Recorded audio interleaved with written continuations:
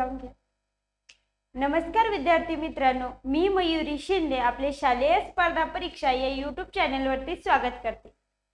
तर बघा, आज आपण शिकणार आहोत भाषा या विषयाचे उतारे कसे सोडवायचे आहेत ते। याच्या अगोदर आपण बघितलेलेच आहे उतारा कशा पद्धतीने सोडवायचा आहे। तुम्ही जर माझे स्ट्रिक्टली उतारा सोडवत गेले तर तुम्हाला खूप सोप्या पद्धतीने आणि कमीत कमी वेळेत उतार्याचे क्वेश्चन सोडवता येतील। बघा, तर हा उत्तराचा भाग आपल्याला प्रश्न दिलेले आहेत 20, त्यावर विचारले म्हणजे मार्क आहेत 25। 20 प्रश्नाला 25 मार्क, एका प्रश्नाला 1.25 मार्क असे तुम्हाला दिलेले आहे। तर बघा, या भागातील आपण सराव का घेत आहोत। तुम्ही म्हणसाल भाषा हा विषय सोपा आहे, उतारा वाचून आम्ही त्याचे प्रश्न उत्तरे सोडवता आम्हाला येतात, तुम्ही 3-3 वेळेस तो म्हणजे उतारे का घेत आहात। तर तुमची हा उतार्याची प्रॅक्टिस यासाठी आम्ही इथे घेत आहोत की त्यावरती एकही भाग तुमचा सुटू नये। समानार्थी, विरुद्धार्थी तसेच आम्ही सांगितलेली स्ट्रिक तुमच्या लक्षात राहावी आणि जास्तीत जास्त उताराचे वाचन होऊन तुमची प्रॅक्टिस व्हावी, यासाठी आमचा अट्टाहास आहे।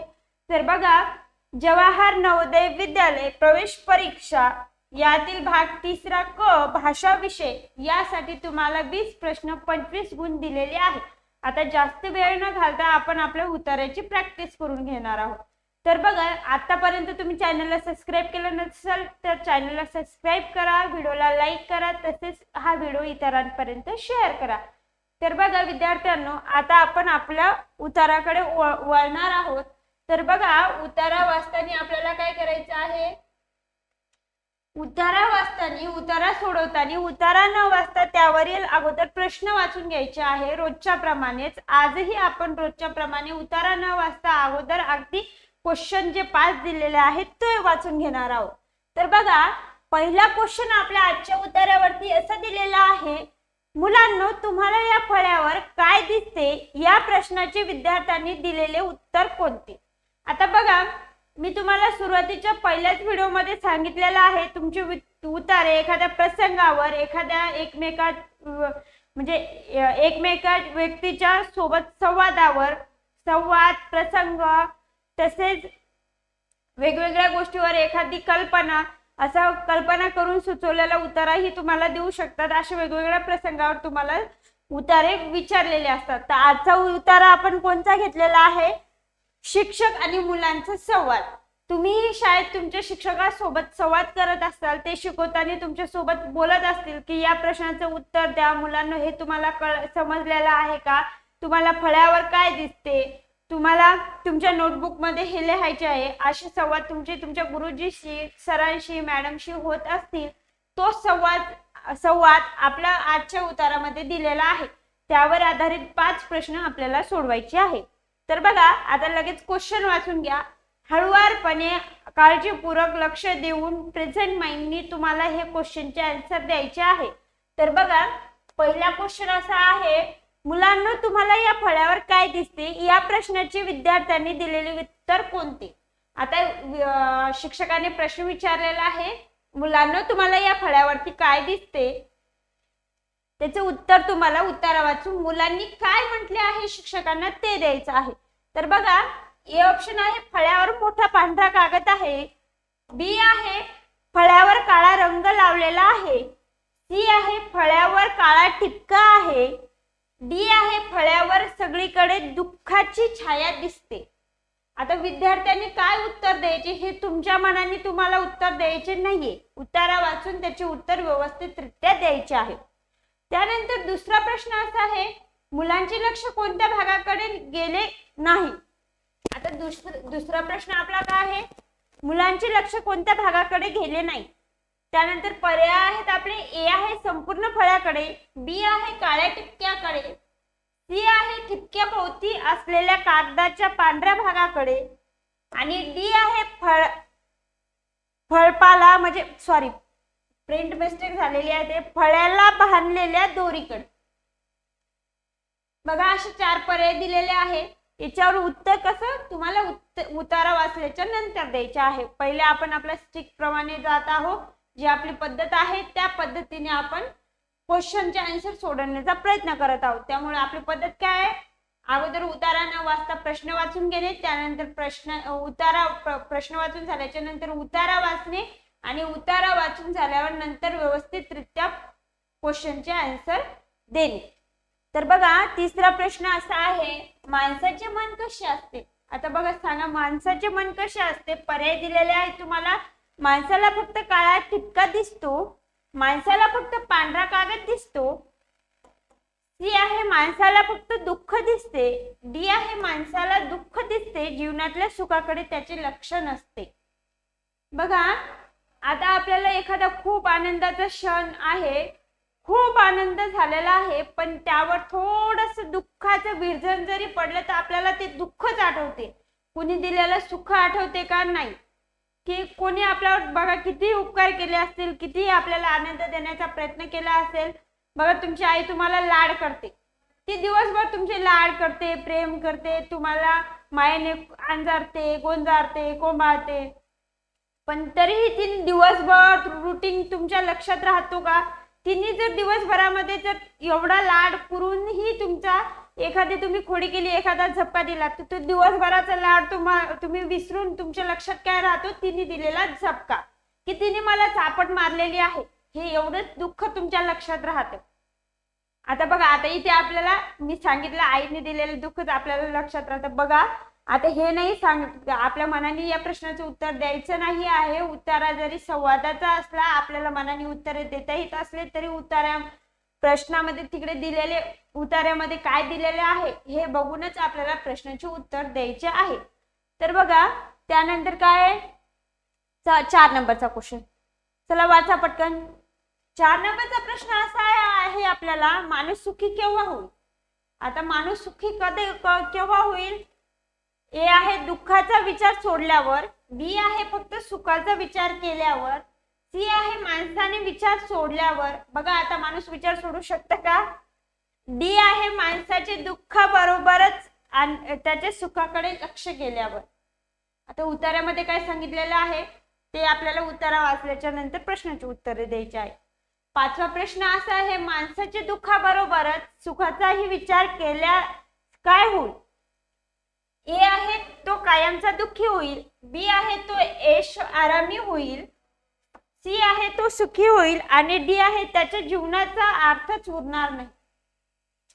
बघा असे 5च्या 5 क्वेश्चन आपले वाचून झालेले आहे. 5 क्वेश्चन वाचल्याच्या नंतर आपण काय करणार आहे, परत आपला उतारा वाचण्याकडे येणार आहे. कारण की उतारा आपण अगोदर वाचलेला आहे का, तर नाही. आता उतारा वाचून घेऊया. माणसाचं मन कसं असतं, त्या विषयाचे प्राध्यापक पहिल्याच दिवशी शिकवताना विद्यार्थ्यांना प्रश्न विचारतात. आता त्या विषयाचे प्राध्यापक काय विचारतात मुलांना, माणसाचं मन कसं आहे हे पहिल्याच दिवशी शिकवताना त्यांना विचारतात. मुलांनो तुम्हाला या फळ्यावर काय दिसते. बघा आपल्या याच्यावर पण दिलेला आहे, मुलांनो शिक्षकाने मुलांना प्रश्न विचारलेला आहे, मुलांनो तुम्हाला या फळ्यावरती काय दिसतं. त्याचे मुलांनी उत्तर काय दिलेलं आहे बघा, फळ्यावर एक मोठा पांढरा कागद लावलेला असे व त्या कागदावर एक छोटासा ठिपका असे. फळ्याकडे पाहून सारी मुले म्हणत काळा ठिपका सर. आता मुलांनी उत्तर काय दिलं सरांना, काळा ठिपका सर. मग ते प्राध्यापक म्हणत माझ्या मित्रांनो तुम्हाला एक फक्त छोटासा काळा ठिपका दिसला, त्यांच्या भोवती कागदाचा एवढा मोठा पांढरा भाग आहे, त्याच्याकडे तुमचे लक्ष गेले नाही. सुख दुःखाचे असेच आहे, माणसाला आपल्या जीवनातले दुःख दिसते, जीवनातल्या सुखाकडे त्याचे लक्ष जात नाही. बघा गुरुजींनी थोडक्यात हा संवाद आहे, थोडक्यात मुलांना समजून सांगितले. जसं मी तुम्हाला विचारलं मुलांनो फळ्यावरती काय दिसते, असा आपला फळा जर असला एक ठिपका दिला तर तुम्हाला फक्त साहजिक गोष्ट आहे, पूर्ण याच्यावरती हा पूर्ण ब्लॅक बोर्ड आहे, याच्यावरती जर मी रेड पेननी, आता शिक्षकांनी पांढरा दिला, मी पांढरा पेननी किंवा रेड पेननी जर इथे ठिपका दिला तर साहजिक गोष्ट आहे त्यावरती कुठेही चांगला भाग असेल तर तुम्हाला भाग दिसणार नाही. जी वाईट गोष्ट आहे तीच प्रत्येकाच्या पटकन लक्षात येते. बघा या आता उतारा आपला वाचून झालेला आहे. यावरती उत्तरे आपण सोडून घेण्याचा आता प्रयत्न करूया. आता पहिला प्रश्न काय आहे, उतारा पूर्णपणे लक्षात आलेला आहे. यावरचे काही प्रश्नाची उत्तरे तुम्हाला मनाने द्यायची आहे. काही उत्तराला अनुसरूनच तुम्हाला उत्तरे द्यायची आहे. हा उतारा याच्यासाठीच घेतलेला आहे की उतारात जरी प्रश्नाची उत्तरे नाही सापडली तर उताराला अनुसरून म्हणजे उतारात जसा विचारलेला आहे त्याला अनुसरूनच आपल्याला उत्तरे द्यायची आहे. बघा मुलांनो, पहिला प्रश्न असा आहे, मुलांनो तुम्हाला या फळ्यावर काय दिसते? या प्रश्नाचे विद्यार्थ्यांनी उत्तर काय दिले? तर या प्रश्नाचे उत्तर आपले इथे दिलेले आहे. मुले काय म्हणतात? काळा ठिपका सर, हे मुलांनी दिलेल्या प्रश्नाचे उत्तर आहे. मुलांना काय दिसलं? फक्त काळ्या रंगाचा टिपका तिथे दिसलेला आहे. तर ए आहे, फळ्यावर मोठा पांढरा कागद आहे. मोठा पांढरा कागद मुलांना दिसला का? नाही, मुलांना फक्त दिसला तो काळा टिपका. ए पर्याय आपला चुकीचा आहे. बी आहे, फळ्यावर काळा रंग लावलेला आहे. एवढा मोठा फळा आहे 25x30चा फळा आहे, पण त्यावरती फक्त पांढरा टिपका मुलांना दिसला. काळा टिपका आपल्याला दिसला, मुलांना तो पांढरा कागदही दिसला नाही आणि एवढा मोठा भक्कम असलेला काळा फळाही दिसला नाही. म्हणून ऑप्शन बी ही आपला चुकीचा आहे.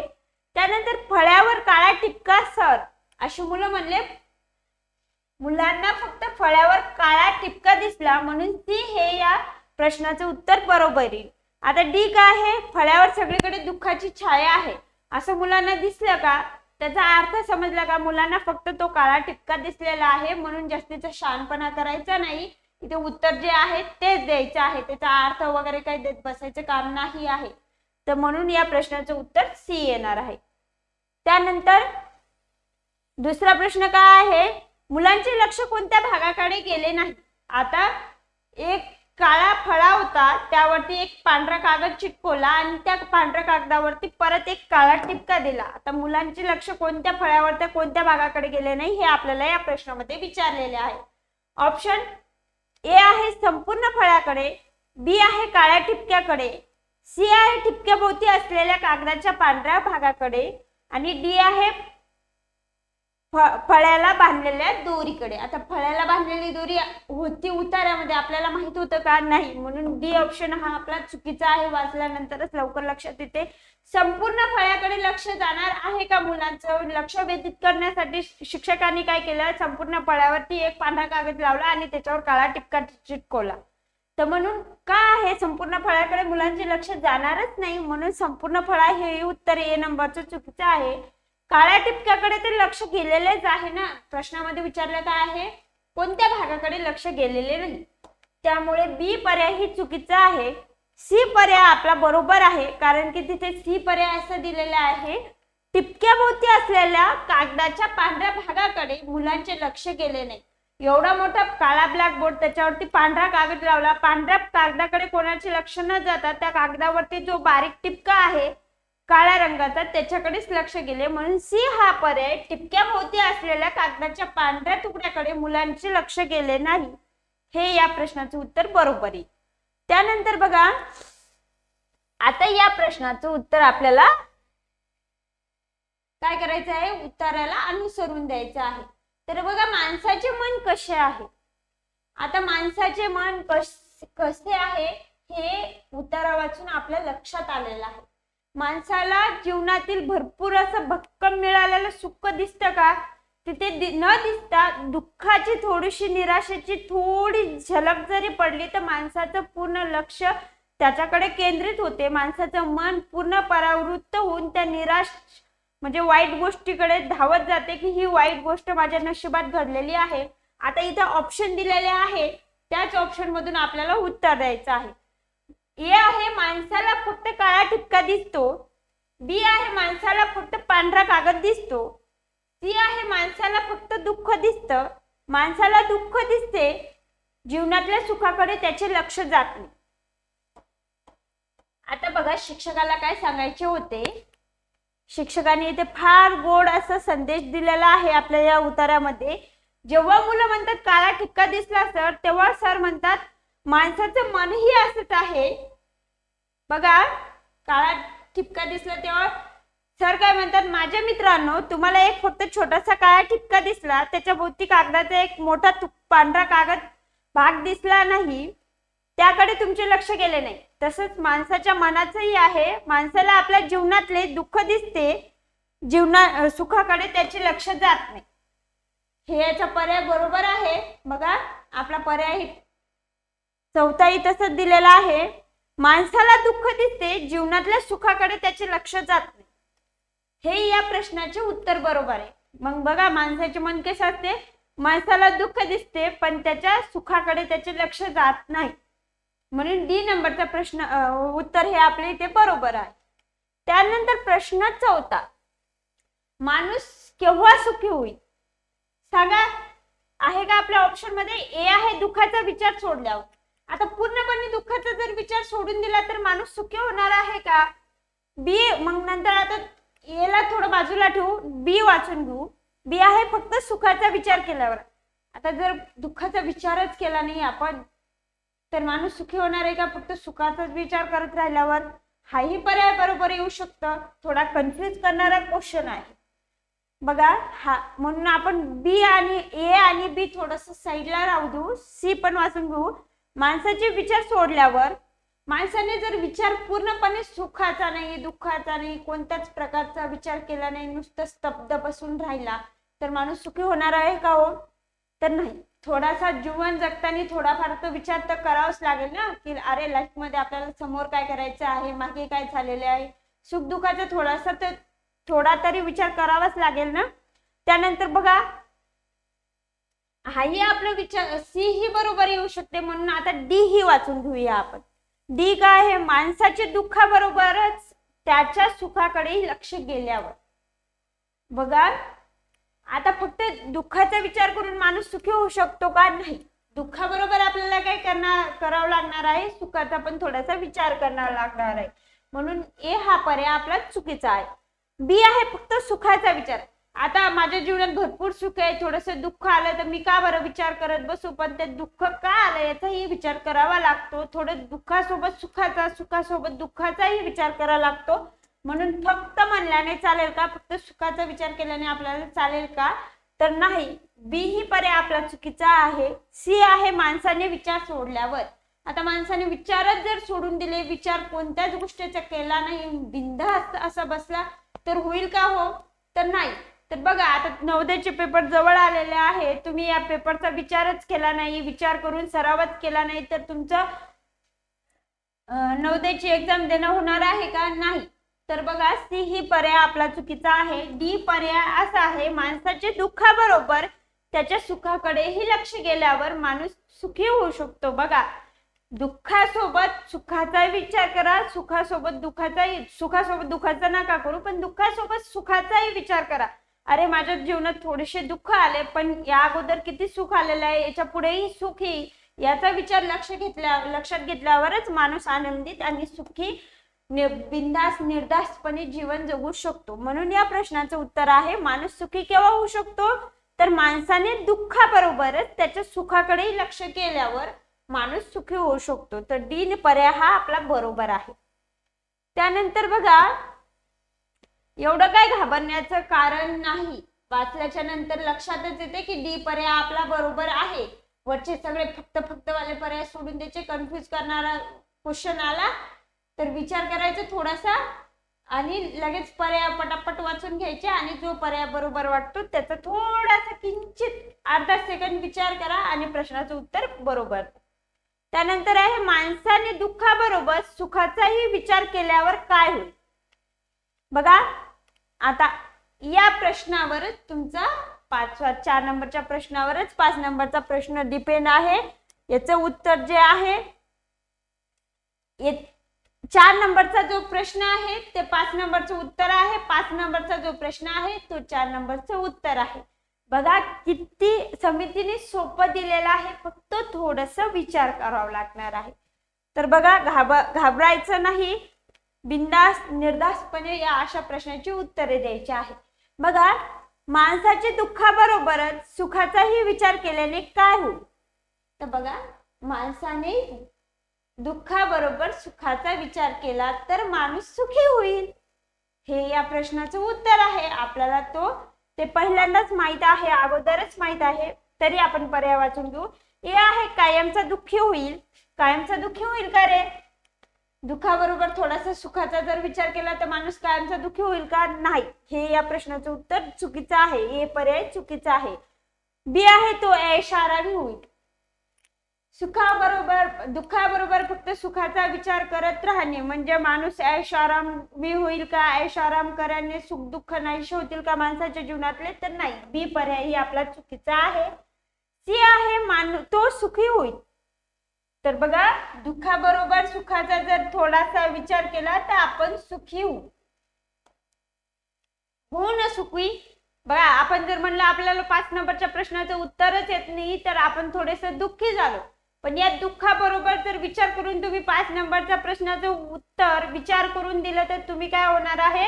नवोदय पेपर मध्ये सिलेक्ट होऊन तुम्ही 12वी पर्यंत सुखी होणार आहे आणि इथून पुढे तुमचं जे जीवन, जे शिक्षण आहे ते आनंदमय होणार आहे. म्हणून थोडासा विचार करा. हा उतारा आपण तुमच्या बौद्धिक क्षमतेला चालना देण्यासाठी आणि तुमच्या पुढच्या पेपरला नवीन आशा निर्माण करून देण्यासाठी घेतलेला आहे. बघा, 5च्या 5 प्रश्नाचे उत्तर आपले देऊन झालेले आहेत आणि हा उतारा सोडून देखील झालेला आहे. यातून एक गोड संदेश तुम्हाला मला द्यायचा होता की तुम्ही दुःखाचा विचार करू नका. एखादा जर प्रॉब्लेम, एखादा जर उतारा असो, मानसिक क्षमतेच्या आकृतीचा एखादा चॅप्टर असो किंवा अंकगणितचा एखादा फॉर्म्युल्यावरचा क्वेश्चन असो, तुम्हाला जर कठीण जात असेल तर तुम्ही असा विचार नका करू की नवोदयच्या एक्झाम मध्ये मला काहीच येणार नाही. तुम्ही त्याची प्रॅक्टिस करा, सातत्य ठेवा, थोडंसं दुःख बाजूला ठेवून थोडंसं समोरच्या सुखाचा विचार करून सराव करा. हाच यामधून तुम्हाला गोड संदेश द्यायचा आहे की तुम्ही आता जर सराव केला, थोडंसं दुःख, थोडीशी कठीणाई आता आहे पण येणारं भविष्य तुमचं उज्ज्वल आहे.